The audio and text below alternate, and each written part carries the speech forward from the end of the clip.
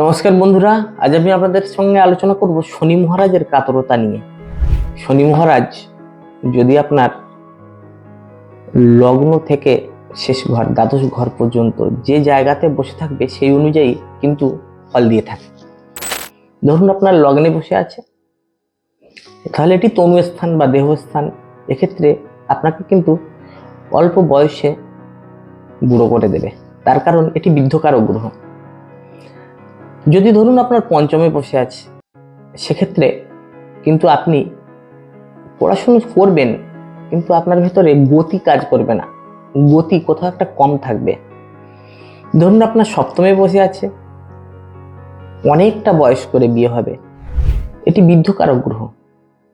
তো বন্ধুরা, যদি আপনাদের কারোর জীবনে এরকম কোনো প্রবলেম হয়ে থাকে তো অবশ্যই অ্যাস্ট্রোলজার দেখাবেন। সমস্যা থাকলে তার সমাধান আছে, চুপ করে বসে থাকবেন না, অবশ্যই দেখান, নিজের সমস্যা মেটান। নমস্কার।